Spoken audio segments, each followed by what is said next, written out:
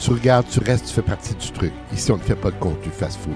Chaque vidéo est un terrain de jeu, un champ de bataille, une énigme. Tu veux juste cliquer, passe ton chemin. Tu veux comprendre, rire, cogner, réfléchir, alors reste jusqu'au bout. Et si t'es encore là à la fin, t'es pas juste un abonné, t'es un complice. Bonjour, bienvenue à Gilles de Presse. Aujourd'hui, qu'est-ce qu'être un citoyen en 2026? En fait, le mot citoyen est un peu abîmé. Le mot citoyen, on l'entend partout. Bon citoyen, citoyen responsable, citoyen engagé. Mais souvent, derrière ce mot, il y a un ton moralisateur. Tu devrais faire ceci, tu devrais faire cela. Résultat, beaucoup de jeunes se sentent jugés avant même qu'on leur ait expliqué ce qu'on entend d'eux.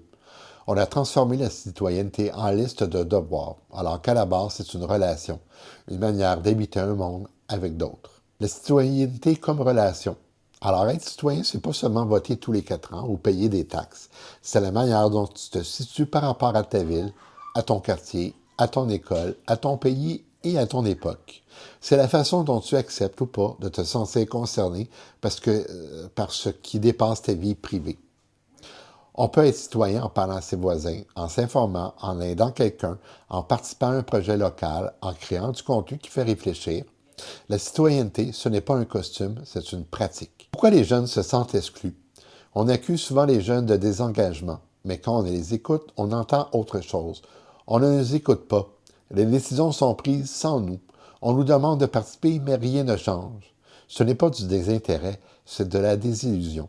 Et la désillusion, c'est ce qui arrive quand on a cru, qu'on a essayé et qu'on a été déçu. Les nouvelles formes d'engagement. Alors l'engagement ne ressemble plus à ce qu'il était il y a 30 ans.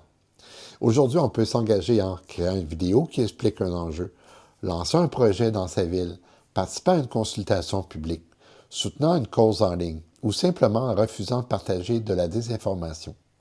Ce n'est pas parce que ça ne ressemble pas à une réunion d'un parti politique que ce n'est pas de l'engagement. La citoyenneté se réinvente et les jeunes sont souvent en avance. Être citoyen est parfait.